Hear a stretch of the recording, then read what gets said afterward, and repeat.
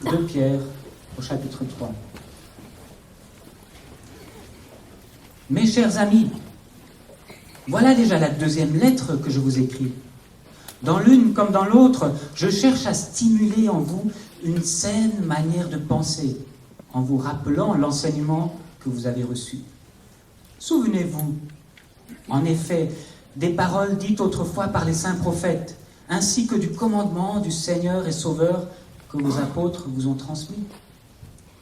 Sachez tout d'abord que dans les derniers jours, des moqueurs viendront, qui vivront au gré de leurs propres désirs. Ils tourneront votre foi en ridicule en disant « Alors, qu'en est-il de la promesse de sa venue ? Nos ancêtres sont morts, et depuis que le monde est monde, rien n'a changé. »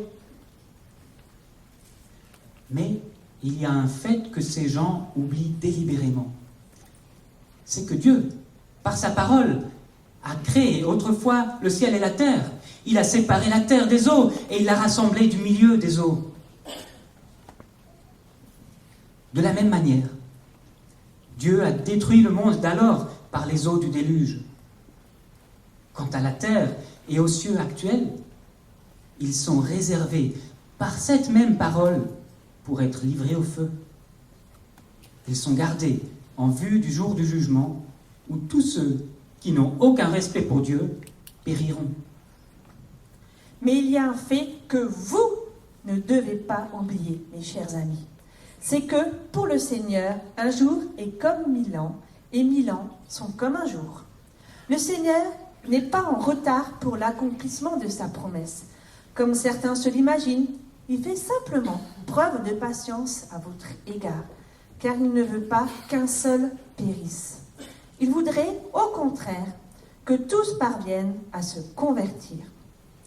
Mais le jour du Seigneur viendra comme un voleur. En ce jour-là, le ciel disparaîtra dans un fracas terrifiant. Les astres embrasés se désagrégeront et la terre se trouvera jugée avec toutes les œuvres qui ont été accomplies sur elle. Puisque tout l'univers doit ainsi se désagréger, quelle vie sainte vous devez mener avec quelle piété, en attendant que vienne le jour de Dieu et en attend sa venue.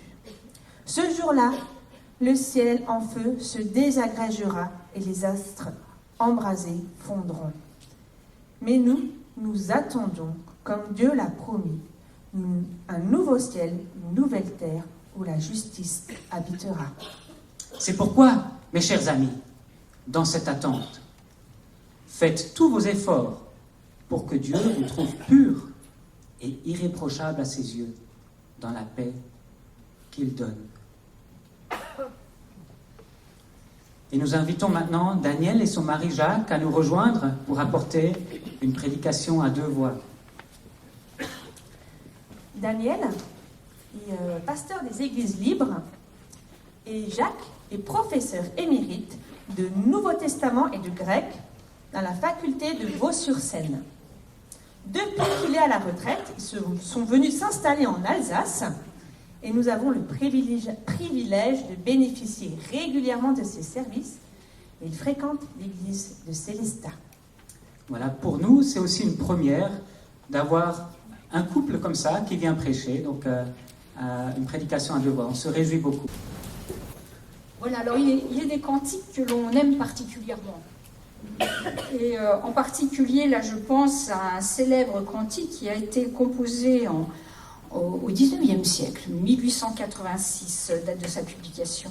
Une composition par un Suédois, Karl Boberg, et son succès persiste jusqu'à nos jours, et ceci dans le monde entier. Vous le connaissez, c'est Dieu Tout-Puissant. Dieu Tout-Puissant. Dieu Tout-Puissant,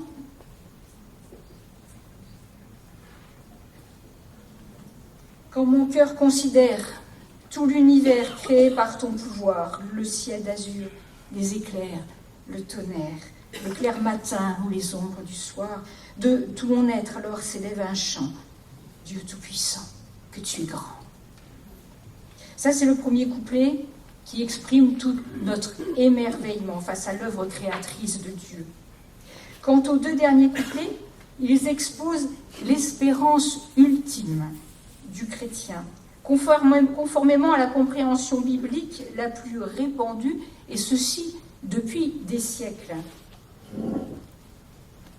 Quand mon Sauveur éclatant de lumière se lèvera de son trône éternel, et que, laissant les douleurs de la terre, je pourrai voir les splendeurs de son ciel, je redirai dans son séjour divin, rien n'est plus grand que ton amour.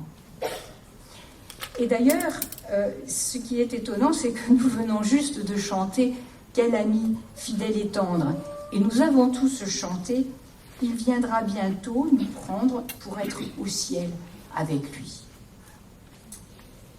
L'espérance ultime du chrétien serait donc la vie éternelle dans un lieu autre que la création de Genèse 1 et 2, un ailleurs appelé le ciel, souvent on le met avec un grand C majuscule, le séjour divin, le paradis, le lieu de la béatitude céleste. Il est vrai que de nombreux versets de l'Écriture annoncent la disparition de notre planète avec tout son environnement spatial. Juste quelques exemples, il y en a plus de ces versets, mais juste quelques exemples. Tout d'abord dans le psaume 102. « Tu as jadis fondé la terre, le ciel est l'œuvre de tes mains. Ils périront, mais tu subsisteras. Tous s'useront comme un habit. Comme on remplace un vêtement, tu les remplaceras et ils disparaîtront. » Chez Ésaïe 34, « Toute l'armée du ciel en pourriture tombera. Le ciel s'enroulera comme on enroule un livre. Tous les astres se décomposeront comme se décomposent les feuilles de la vigne ou celles du figuier. » Des paroles même de notre Seigneur Jésus. Matthieu 24. « Le ciel et la terre passeront, mais mes paroles ne passeront jamais. » Et puis enfin, dans le livre de l'Apocalypse, chapitre 20, verset 11, « Ensuite, dit Jean, je vis un grand trône blanc et celui qui y était assis. Le ciel et la terre s'enfuirent loin de sa présence et disparurent sans laisser de traces. »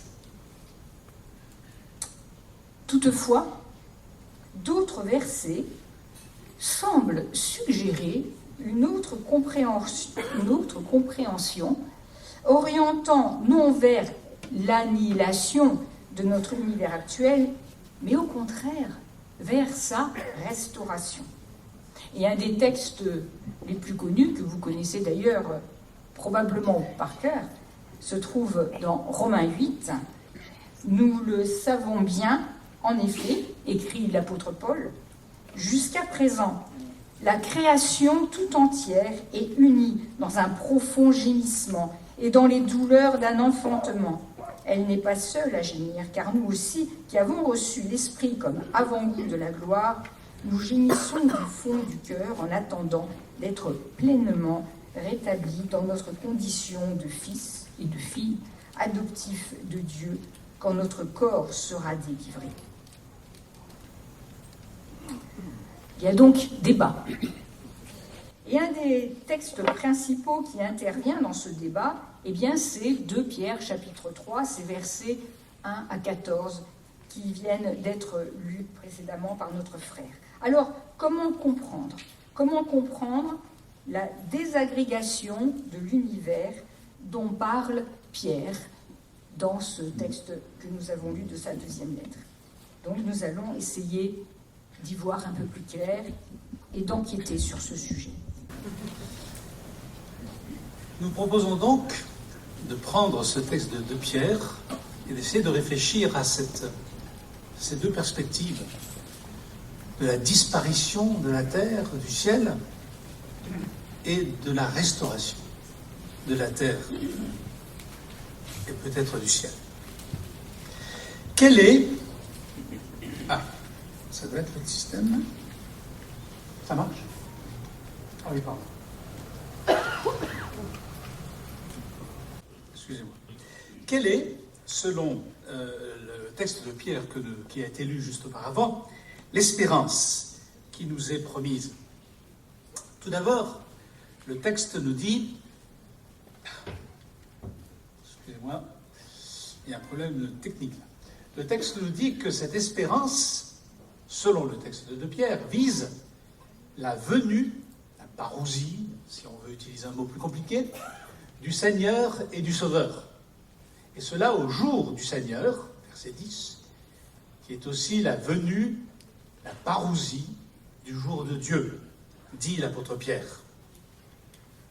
Et il précise ce qui va se passer lors de cette venue du Seigneur, c'est que, voilà ce qu'il écrit, nous attendons, comme Dieu l'a promis, un nouveau ciel et une nouvelle terre où la justice habitera. La promesse que mentionne l'apôtre Pierre, un nouveau ciel et de nouvelles terres, s'inspire des textes d'Ésaïe, Ésaïe chapitre 65, Ésaïe chapitre 68, 6. Je vais créer, dit Dieu, un ciel nouveau, une nouvelle terre. On ne rappellera pas les choses d'autrefois, on n'y pensera plus, dit le texte.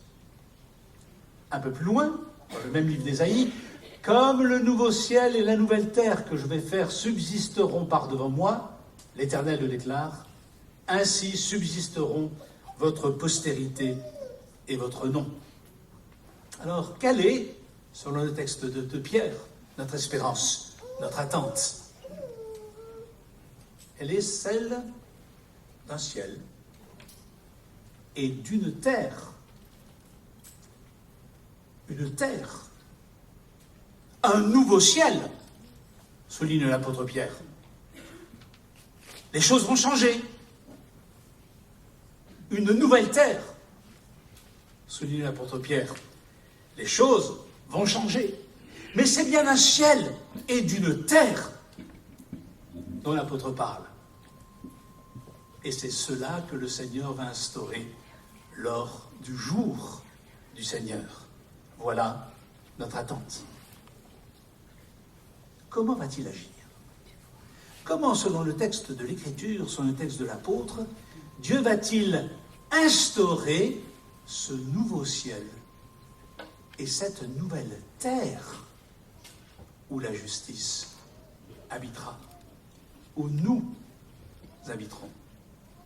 Va-t-il annihiler ce qui existe aujourd'hui ou va-t-il le restaurer pour le transformer et en faire une nouveauté? Que nous enseigne l'apôtre? Dieu va-t-il détruire ou changer?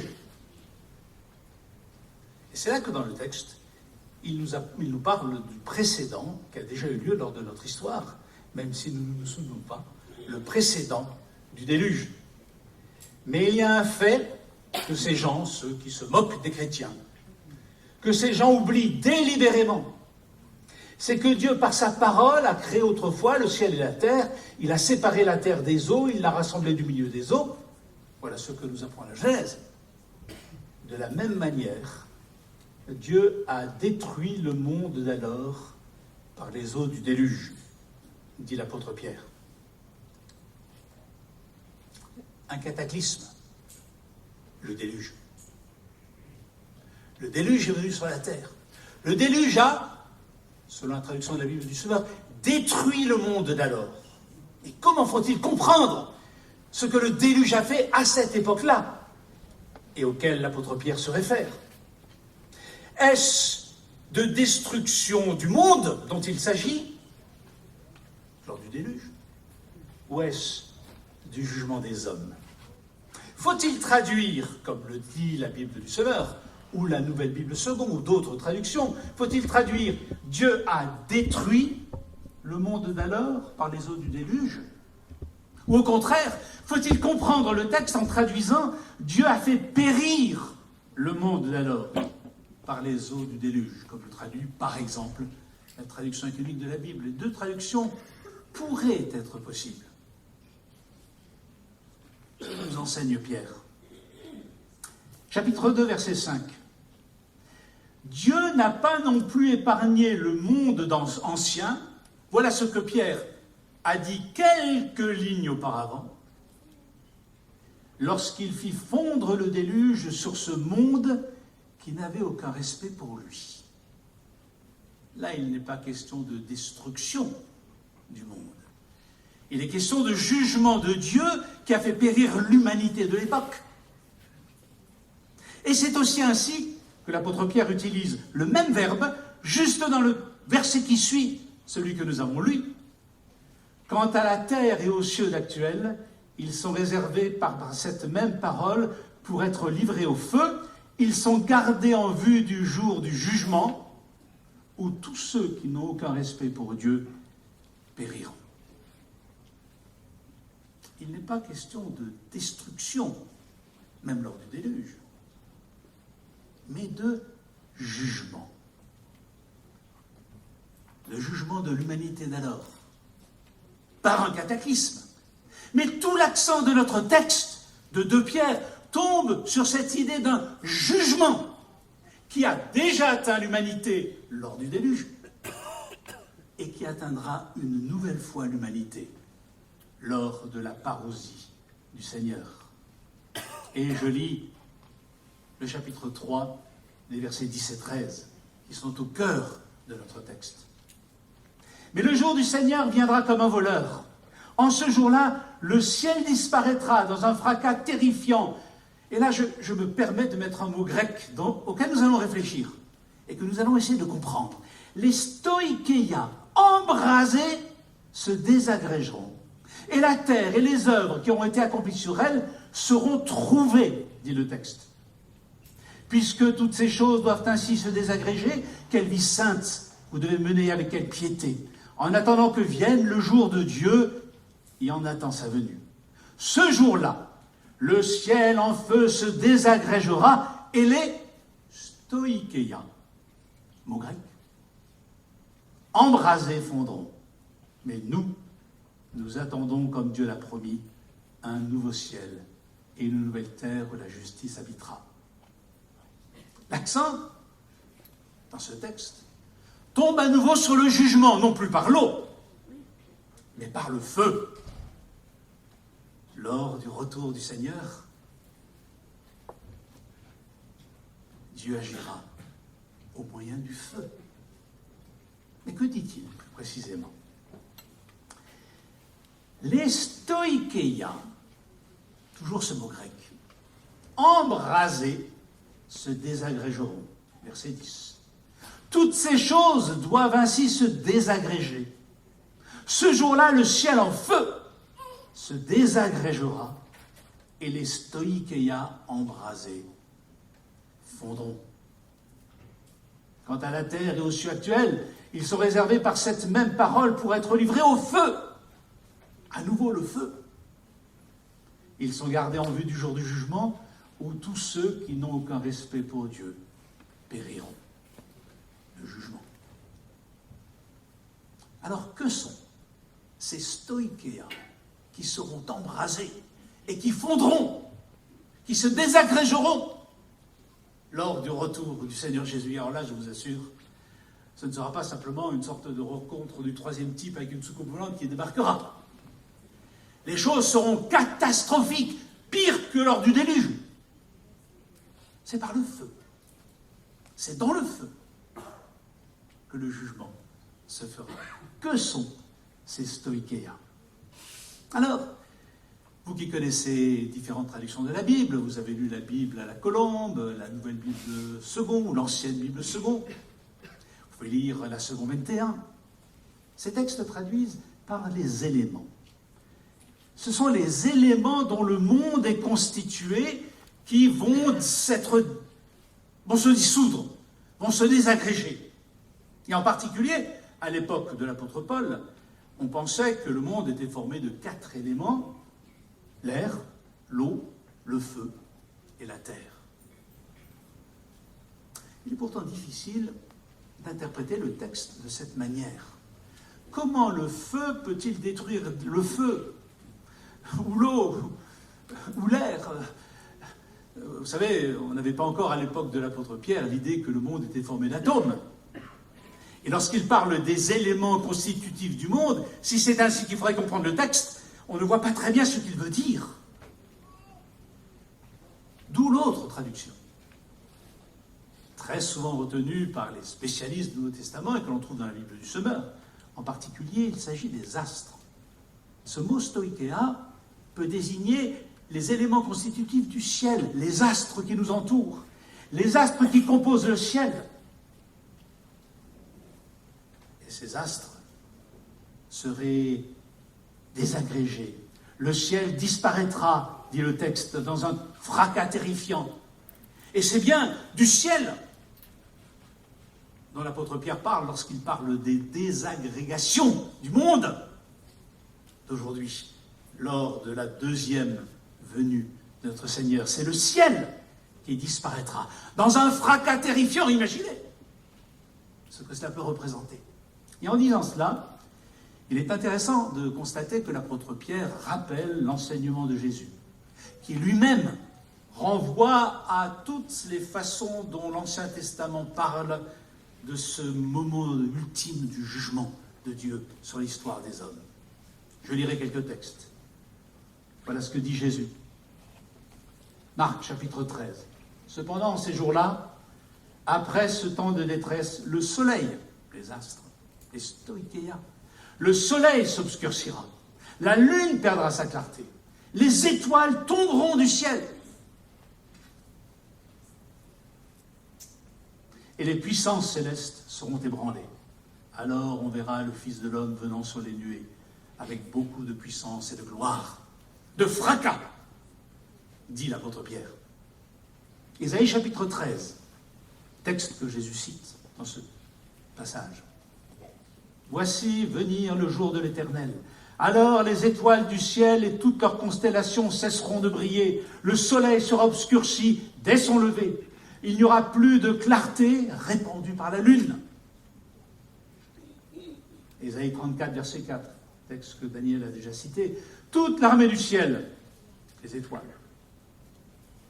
en pourriture tombera.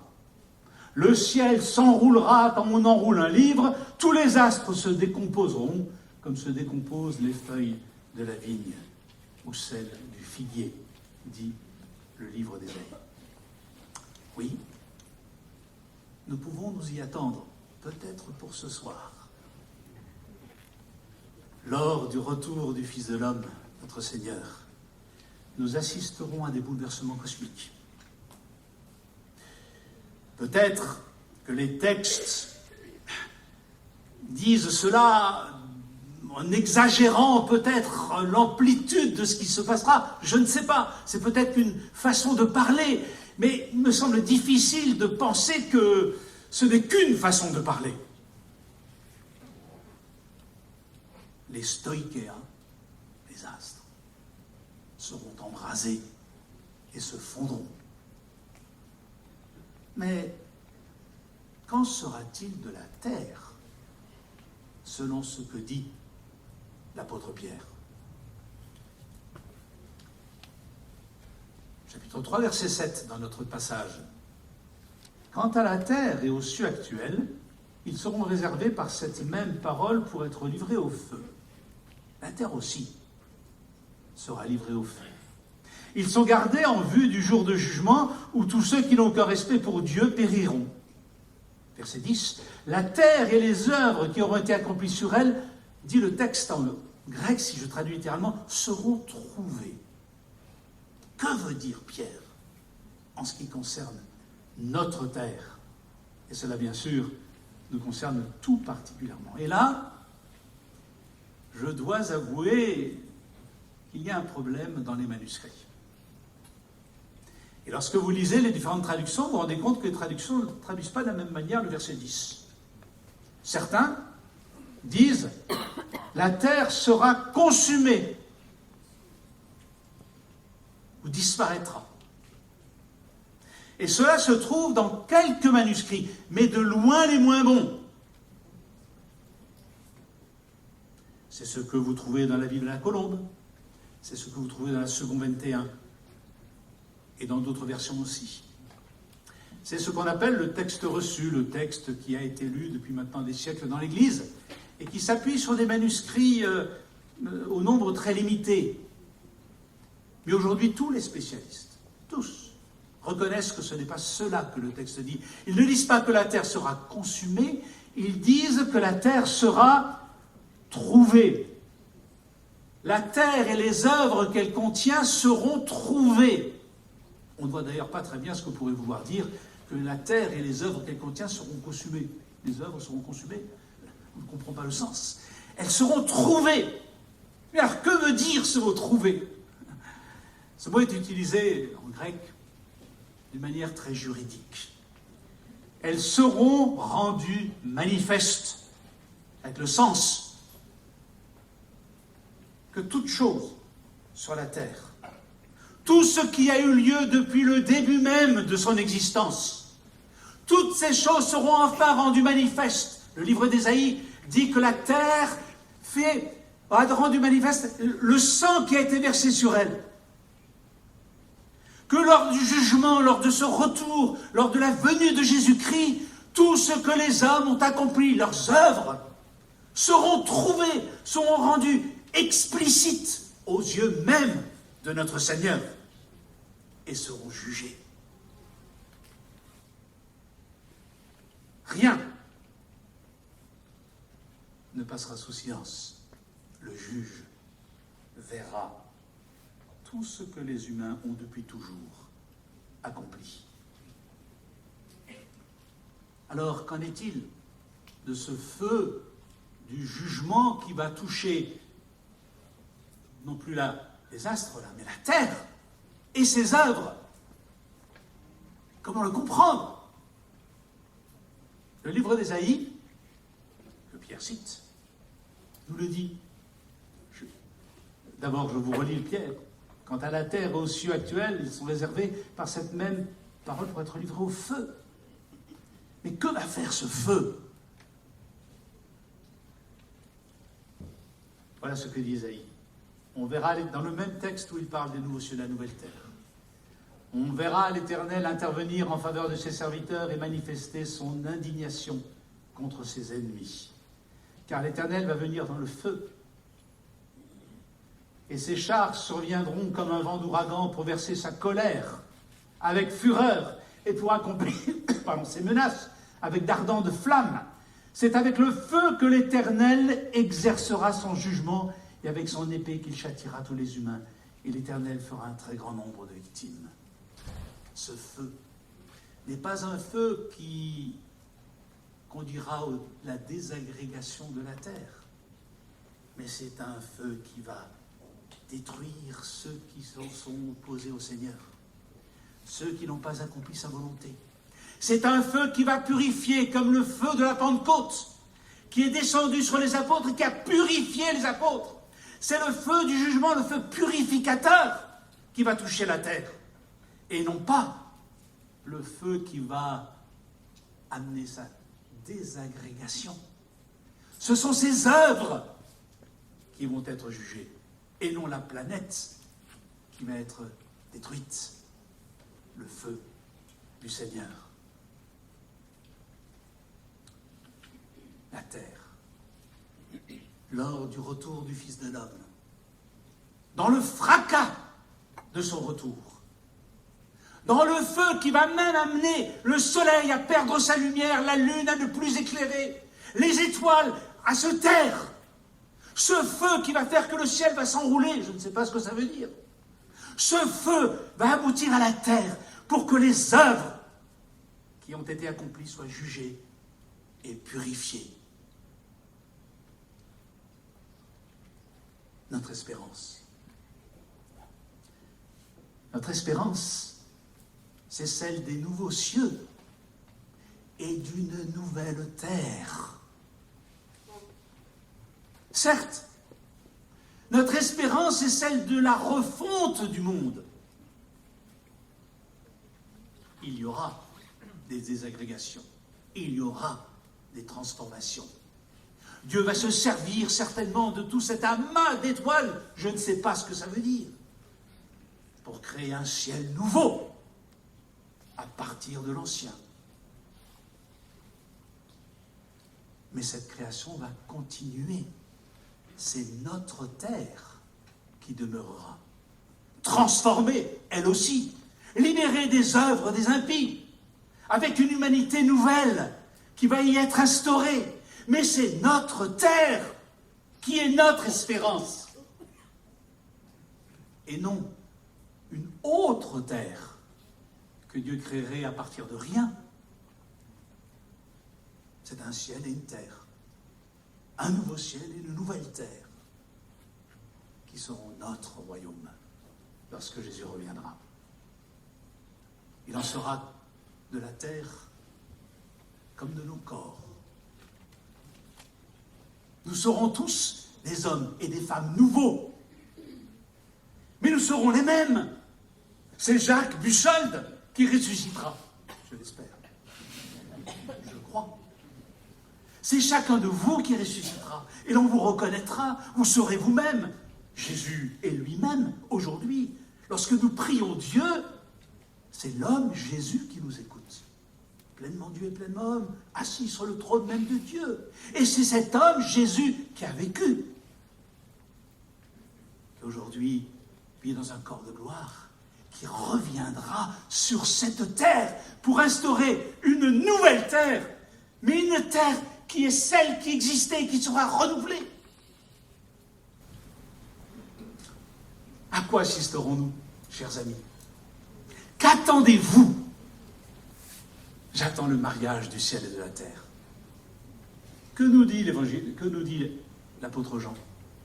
Je vis descendre du ciel la nouvelle Jérusalem. Ce n'est pas nous qui partons au ciel. Ce n'est pas le Seigneur qui nous prend au ciel avec lui pour être toujours avec lui au ciel.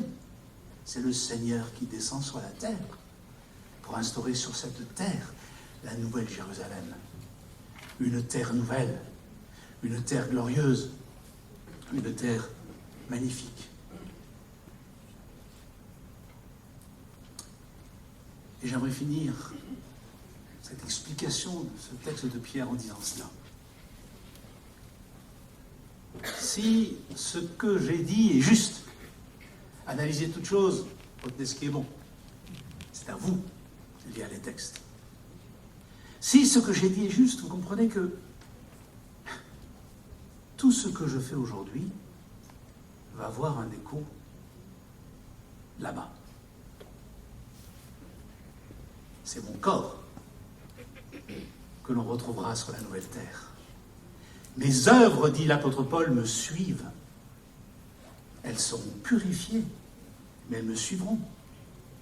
Ma façon de conduire ma voiture, ma façon d'exercer mon métier, d'éduquer mes enfants, les œuvres de Bach qu'il a écrites, les peintures de Van Gogh peut-être, tout cela sera purifié, certainement. Mais tout ce que Dieu a fait de bien, de bon, de vrai sur cette terre, si, maintenant, par sa grâce, et il y en a de belles choses qui sont faites en notre temps, rien de l'ancienne création ne sera perdu pour fabriquer la nouvelle. Mais ce sera purifié, transformé, pour trouver un écho sur la terre qui vient. C'est la terre que j'attends, avec mon Seigneur. Le ciel va se marier avec la terre, il va descendre sur la terre. Et sur la terre, il y aura le trône de l'agneau, le temple de Dieu. C'est là que nous vivrons, c'est là que nous serons pour toujours. Et c'est un avenir glorieux.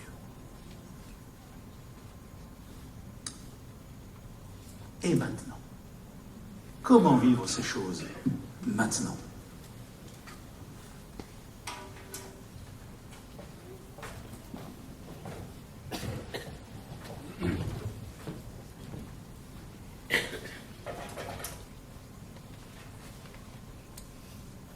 Alors, il est intéressant de revenir au texte même de Pierre pour voir déjà comment, à son époque, toutes ces explications, comment il les applique au destinataire de sa lettre. donc l'époque à laquelle se situe cette lettre, nous nous situons peu avant sa mort. Pierre, on sait qu'il a été mis à mort à l'occasion d'une des deux persécutions qui ont lieu sous le règne de Néron, c'est-à-dire une persécution a lieu en 64, l'autre en 67. Donc nous avons un texte qui date de quelques temps avant.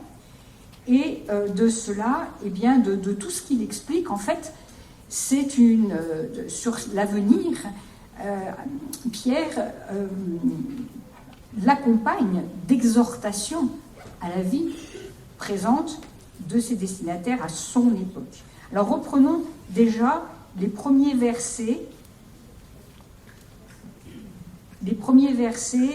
qui ouvrent ce chapitre 3, et nous voyons qu'il exhorte ses lecteurs à être enracinés dans la parole. Mes chers amis, voici déjà la deuxième lettre que je vous écris. Dans l'une comme dans l'autre, je cherche à stimuler en vous une saine manière de penser, en vous rappelant l'enseignement que vous avez reçu. Souvenez-vous en effet des paroles dites autrefois par les saints prophètes, et là il s'agit de l'Ancien Testament, ainsi que du commandement du Seigneur et Sauveur que vos apôtres vous ont transmis, et là il s'agit du Nouveau Testament. Tel est donc le but de cette lettre, et même d'une précédente. Stimuler chez les destinataires de l'époque une saine manière de penser. Stimuler une saine manière de penser, grandir dans le discernement de la volonté de Dieu pour pouvoir agir dans l'amour selon ce qui est juste. Et ceci n'est faisable que dans un solide enracinement dans la parole de Dieu. Mais est-ce que ce n'est pas toujours d'actualité ? Est-ce que ce n'est pas toujours valable pour notre maintenant ? Ça semble très banal de dire cela, mais pourtant. Ne sommes-nous pas exposés, comme déjà les chrétiens du 1er siècle, à des enseignants de mensonges, dont il est question dans tout le chapitre 2 de cette lettre de Pierre ? Ne sommes-nous pas non plus exposés à des moqueurs, comme il en est question dans tout ce texte du chapitre 3 ? Reprenez le verset 3 du chapitre 3 que nous avons déjà lu. Sachez tout d'abord que dans les derniers jours, des moqueurs viendront, qui vivront au gré de leurs propres désirs. Ils tourneront votre foi en ridicule. Mais nous aussi, nous sommes largement exposés à une multitude d'idéologies. Certaines sont athées, nient complètement l'existence de Dieu. Certaines sont pseudo-chrétiennes, s'inspirent plus ou moins de la parole, mais avec beaucoup de déviance. D'autres encore sont inspirées d'autres religions. Quant aux moqueurs de l'époque de Pierre, en notre époque qui est post-chrétienne, Pierre, il était à la naissance de la chrétienté, mais là nous sommes carrément dans une époque post-chrétienne. Beaucoup de ces moqueurs sont devenus des accusateurs. Ne trouve-t-on pas, selon leur dire, dans la foi chrétienne, les racines du capitalisme, de l'impérialisme, du colonialisme, du spécisme ? Vous avez probablement entendu cette théorie, le spécisme, c'est un mot qui a été construit comme le racisme ou le sexisme. C'est la façon de penser que l'espèce humaine est au-dessus des autres espèces vivantes, et en particulier animales, et qu'elle a donc des droits supérieurs. Ça s'appelle le spécisme. N'est-ce pas dans la foi chrétienne que l'on trouve toutes les racines qui ont conduit à la destruction de la planète ? Je suis sûre que vous avez entendu des émissions, que ce soit à la radio ou à la télévision, ou lu des articles, où invariablement, de façon très docte, on nous explique que tous les maux de notre société sont dus au christianisme. Et de là, ces moqueurs accusateurs n'oublient pas de citer quelques versets de Genèse 1, en nommant le mandat créationnel que Dieu a donné aux humains. Puis Dieu dit « Faisons les hommes de sorte qu'ils soient notre image, qu'il nous ressemble, qu'il domine sur les poissons de la mer, sur les oiseaux du ciel, sur les bestiaux, sur toute la terre et sur tous les reptiles et les insectes. Oui, nous aussi, nous sommes exposés à des enseignants de mensonges et aussi à des moqueurs accusateurs. Et oui, nous devons, nous aussi, hier et aujourd'hui comme hier, nous devons rester attachés à la parole qui dénonce le mal, la parole qui révèle la colère de Dieu et son jugement, la parole qui affirme la venue inévitable du grand jour de l'Éternel, la parole qui annonce le chemin de salut offert par l'œuvre de Jésus-Christ, avec la résurrection des corps et la vie éternelle pour ceux et celles qui croient. La parole qui annonce la restauration glorieuse du reste de la création si nous suivons effectivement l'enseignement qui vient de nous être donné. Veillons donc à ne pas tronquer l'évangile de la grâce en occultant pudiquement la condamnation du mal et le jugement inévitable de Dieu. C'est vrai que souvent, notre évangile, nous en oublions une petite partie, qui est moins agréable à dire à nos contemporains. Donc ça, c'est une des premières conséquences pour notre maintenant, être enraciné et rester enraciné dans la parole de Dieu. Le deuxième point dont nous parle l'apôtre Pierre, eh bien, il se trouve en fait dans le verset 14 de ce 3e chapitre. C'est pourquoi, mes chers amis, dans cette attente, donc dans l'attente du retour du Seigneur et du grand jour de l'Éternel, dans cette attente, faites tous vos efforts pour que Dieu vous trouve pur et irréprochable à ses yeux, dans la paix qui doit être pure et irréprochable aux yeux de Dieu. Dans cette lettre, Pierre dénonce le comportement des enseignants de mensonges, et c'est donc l'objet du chapitre 2 de sa lettre, et des moqueurs, chapitre 3. En résumé, qu'est-ce qu'il dénonce, Pierre? Il dénonce des gens qui vivent dans l'immoralité, avec des regards chargés d'adultère, des gens remplis d'amour, mais de l'amour pour de l'argent, des exploiteurs dans tous les domaines, des manipulateurs, des gens pleins de désirs corrompus, des gens imbus d'eux-mêmes, arrogants, injurieux, riches en discours grandiloquents, et puis pleins de mépris pour Dieu, etc. Et Pierre d'exhorter ses lecteurs à une conduite sainte. Il me semble que 2000 ans plus tard, il n'est pas grand-chose qui ait changé par rapport à ce comportement que nous pouvons retrouver chez les enseignants de mensonges et chez les moqueurs accusateurs. Pas grand-chose à changer, si ce n'est les moyens techniques dont nous disposons, qui nous font croire, d'une part, en la toute-puissance de l'être humain, et qui, en plus, donnent une ampleur inégalée à l'expression du mal. Il me semble donc que l'exhortation de Pierre à être conforme au caractère de Dieu, à nous qui avons fui la corruption que les mauvais désirs font régner dans ce monde, sont toujours d'actualité.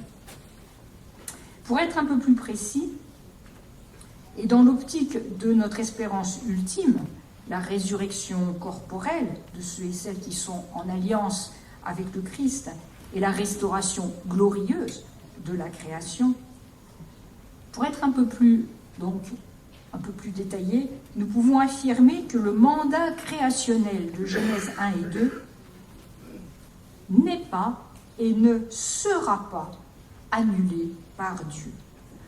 Nous, qui nous attachons à lui, nous avons à garder et cultiver la création dans toutes ses dimensions, qu'elle soit sociale, qu'elle soit écologique, qu'elle soit économique, qu'elle soit encore politique. Nous devons vivre comme de bons et fidèles serviteurs, comme de bons et fidèles gérants de cette création qui appartient à Dieu. Et nous avons à continuer à comprendre et à nommer les œuvres de Dieu, ainsi que Dieu a invité Adam à le faire en Genèse 2. Et c'est en quelque sorte le travail scientifique et même théologique. Nous avons ce mandat, ce travail à faire de découvrir les œuvres de Dieu, de les comprendre, de mettre un nom dessus, parce que Dieu souhaite connaître comment nous appelons ses œuvres. Et puis, il y a un troisième type d'exhortation de la part de Pierre à ses destinataires. Une exhortation un peu paradoxale, c'est être patient et en même temps hâter la venue du Seigneur. Être patient et hâter. Nous pouvons reprendre par exemple le verset 9 de ce chapitre 3. « Le Seigneur n'est pas en retard dans l'accomplissement de sa promesse, comme certains se l'imaginent. Il fait simplement preuve de patience à votre égard, car il ne veut pas qu'un seul périsse. Il voudrait au contraire que tous parviennent à se convertir. » Nous sommes dans le temps de la patience de Dieu. Et puis, un petit peu plus loin, fin du verset 11 et verset 12, « Quelle vie sainte vous devez mener et avec quelle piété en attendant que vienne le jour de Dieu et en hâtant sa venue. »